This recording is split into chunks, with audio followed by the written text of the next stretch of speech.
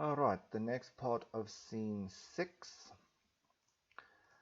Okay, let's read first and then we'll explain. The magistraat said, remember in the last part, Fiela said, now that I'm at the magistrate, we can finally speak about this situation as it is from the beginning. And the magistrate says the following. Die kind is aan sy eie ouers terugbesorg. Die saak is afgehandel. Dis nie die voorpunt van die saak nie, wel edele heer. Verskeie deure gaan oop en mense loer uit. Die voorpunt lê by hoe wel edele heer uitgereken het 'n kleine kind van 3 tot agter in die lange kloof gekom het. Ek rig aan jou 'n laaste waarskuwing. Die saak is afgehandel. Was wel die edele heer al ooit hier agter deur die bos en oor die berge? Die moeder van die kind het hom onmiddellik tussen 4 ander uitgeken.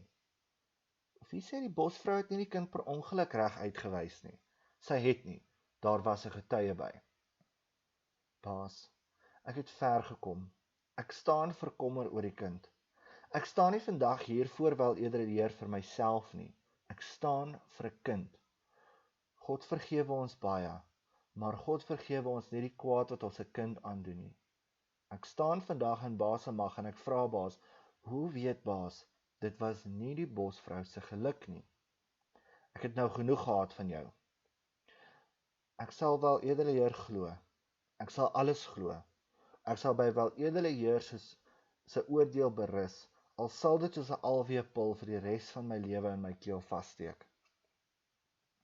Sê wat jy wil sê, jy mors my tyd. Laat roep die bosvrou en laat haar hier voor baas kom sê wat haar kind die dag aangegaan het toe hy weggeraak het. Wat se klere? Ek sê vooruit en een kan verbaas wat die een wat ek voor my deur gekry het aangegaan het. En dan kan baas vir baas se sielsrus besluit wie lieg. Ek vra dit vir die kind se ontwil baas. Hy ken nie 'n ander ma as Fiela nie.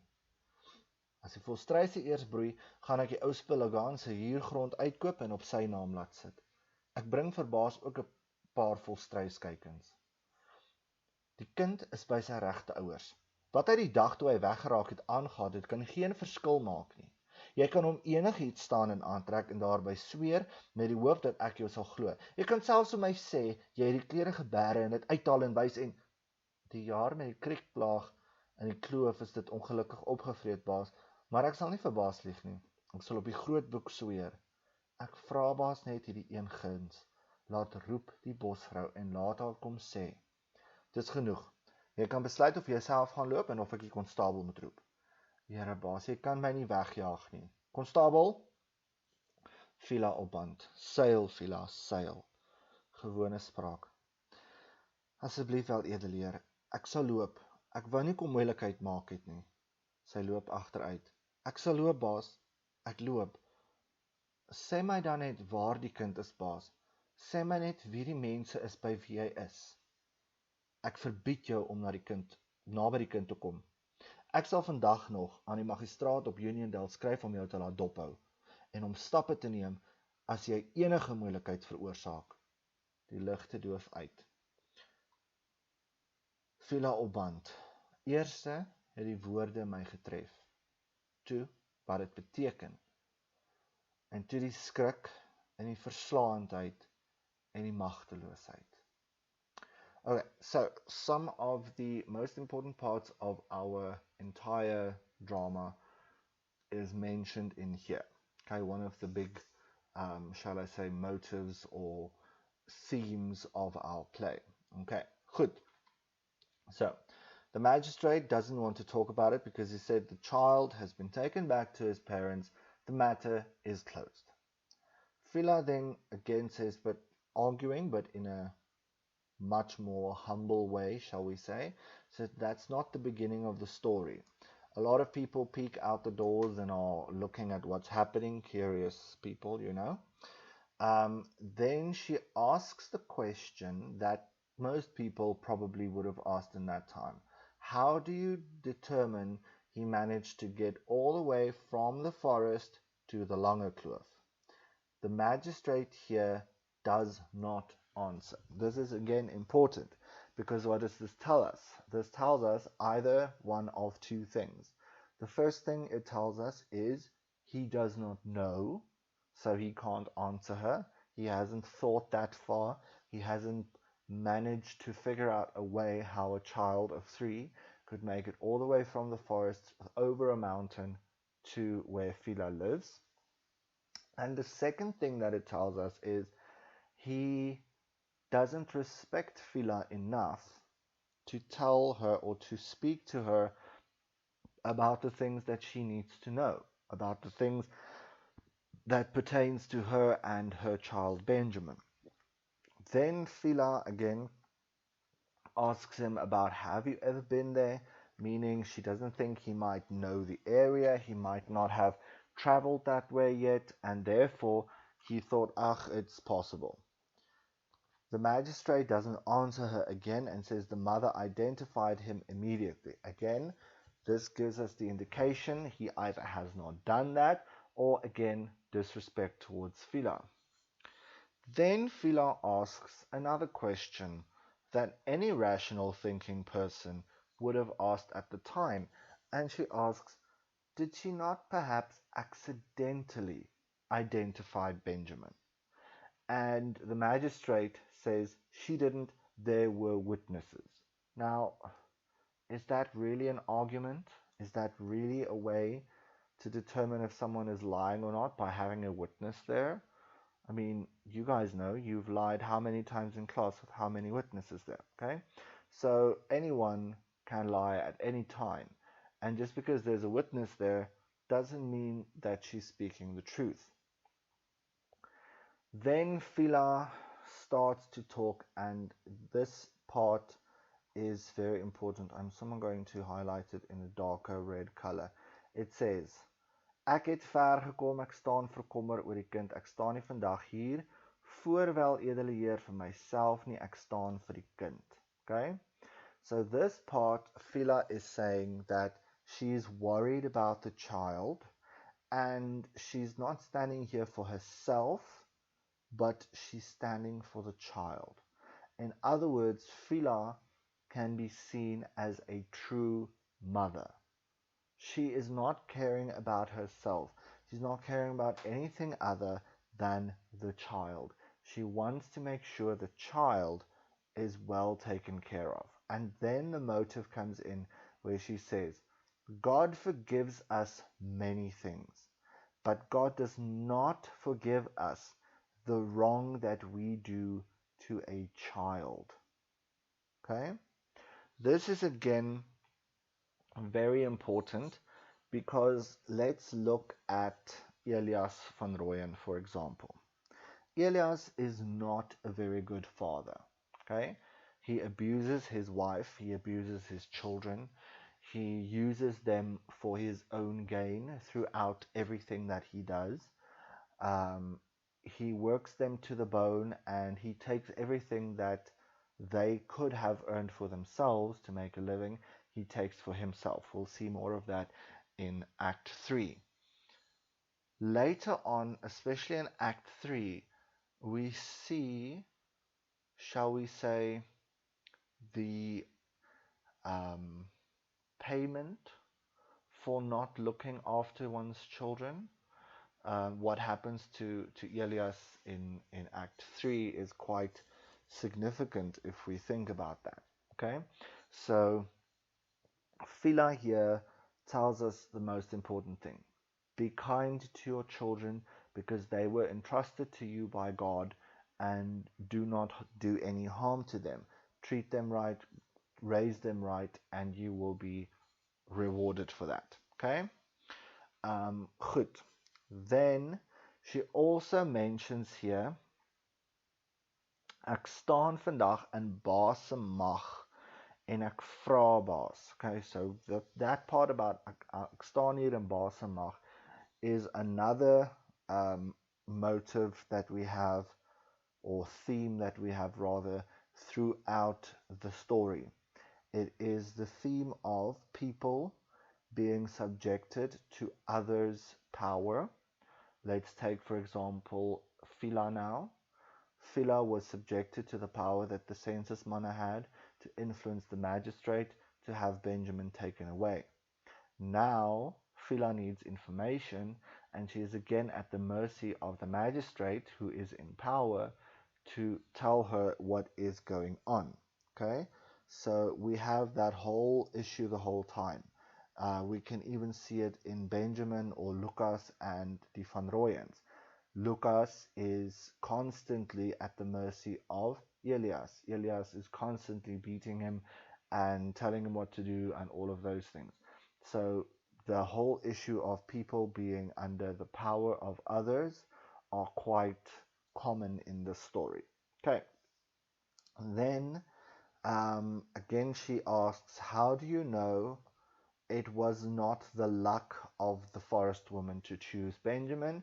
And the magistrate again does not answer her. Again, in this case, he doesn't know what's happening. He doesn't know if it was her luck or not. Fiela then says, I will believe you even if it sits in my throat like an alvear pill. An alvear pill is a type of medication that is made from aloe vera or the aloe plant, and obviously it's very bitter. So she says, I will believe you even if it sits there like an aloe pill in my throat. And then he says, just tell me what you want to tell me. And then Fiela kind of has the upper hand here.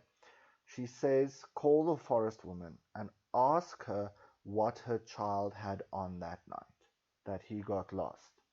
And then I will tell you, and then you can call her, and then we can see. She again says, I'm doing this for the child, not for myself, because he doesn't know any other mother than me. She continues to talk about how she's going to buy the Legance's property and put it on Benjamin's name, again making sure he has his own things. We'll look at that again in Act 3. And then, the magistrate then says the child went there, and what he had on the day that he got lost doesn't matter, because you can let him wear anything and she can let him wear anything, and what's that going to help? You can even have the clothes somewhere and take it out. I'm still not going to believe you.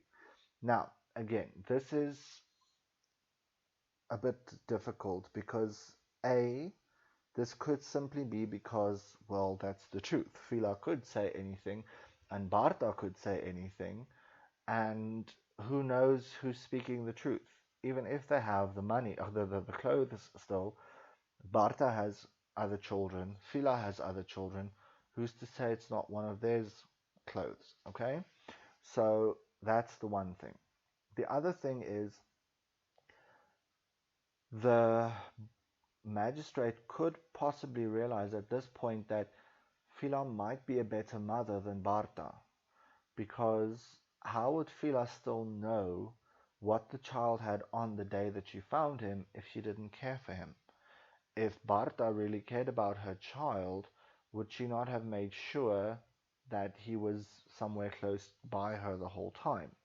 Okay, that is a bit of a argumentative point, because Barta was busy with something, and children are naughty and running all over the place, but you get the idea. Okay, and lastly, again, the magistrate might realize that if I tell her, or if I listen to her and the clothes are different, what in the law is keeping me from giving Benjamin back to Fiela? Then I'll have to give Benjamin back to Fiela, and that goes against my beliefs. Because remember, at this point in the South African history, apartheid wasn't a law yet. It wasn't something that was written in a law book somewhere that says, you know what, this is how things are done. It was common practice still, but it was common practice all over the world at that stage, but it wasn't physically something that had to be followed by the letter of the law. It was an understanding or a belief system rather than a law. So nothing would have stopped, or could have stopped him then, from giving Benjamin back to Fiela if that was the truth. So again, he doesn't want to listen to her. Fiela explains the whole situation again and says, I will swear it on the Groot book, meaning I will swear on the Bible that it's the truth. I'm just asking you this one favor. Call the forest woman and let her come say what's happening. And then the magistrate, again, because he doesn't have the answers for Fiela and he knows he might be wrong. He says, I've had enough. You can decide if you leave by yourself or if I call the constable. Fiela pleads again with him, do not chase me away. Then he calls the constable, and at this point Fiela realizes, you know what, be humble. Because what would have happened if she had stayed, if she'd remained Fiela in that time? She would have either if we look at the lightest option or the least lethal option at this point, she would most probably just have been chased out of the magistrate's office and that's it. Okay. Worst case scenario is Fiela could have been put in jail. And obviously Celine is not very healthy. Her children at that stage, even though they are quite big enough to look after themselves, they still need their mother. They still need to be taught how to live from the veld like Fiela is living from the veld. Okay, so she realized at this point that if I stay, I could be in very big trouble, and what about my family? So even though she cares very much for Benjamin and wants to make sure that she gets him back, she did not at this point um, go with that carrying on and on and on until she gets her answer. So she explains that, my lord, it's fine, I'll go. I didn't want to cause trouble. So she's basically apologizing here for causing issues. She's walking backwards, which is obviously a sign of respect. Do not turn your back on those in positions of power. I'm thinking here specifically if you look at how things are done in the English monarchy. If you go and see the Queen for whatever reason, you never turn your back on her. So this is kind of the same way. So she's walking backwards, looking at them the whole time, apologizing, and then she says, I'm leaving, but just tell me where the child is. Who are the people who he is with? Obviously, this is so that she can go and see if he's alright, maybe go visit him, maybe take him some of his stuff that he left there. And then the magistrate says, Ek verbied jou om naby die kind te kom. I forbid you for going anywhere near the child. And then he's even calling the magistrate in Uniondale, or sending a message to him rather, so that he can keep an eye on Fiela. And if she does anything out of line, he will take steps against her, meaning he will take her to jail. The lights go off, and then on tape, Fiela says, first, the words hit me. In other words, I heard what he said, but she didn't understand it yet. Then the meaning hit. In other words, now she understood what it meant. And when she understood what it meant, she got frightened. Then it says verslaandheid en magteloosheid. So if we look at the English translation, it says there, first the words hit me, then what they meant, then the fright and the feeling of defeat, and then the powerlessness. So again, that fits into our theme in the story, where Fiela is at the mercy of the magistrate, and once the magistrate had said, this is done, you're not going to do this anymore, I'm not going to listen to you anymore, you're not going anywhere near your child, then she realized, but there's nothing more I can do. I have been defeated. And this is an important part, especially when we look at Act 3, Scene 7 as well, where Fiela is going to write a letter to her son. We'll see the message that she writes in there is quite fitting to what is happening here. She has been utterly and totally defeated. Fiela has fallen. She can't go any lower than she is right now. And what she writes in the letter is kind of motivational for that. Okay, so that is Act 2, Scene 6. We will then look at Act 2, Scene 7 in the next video.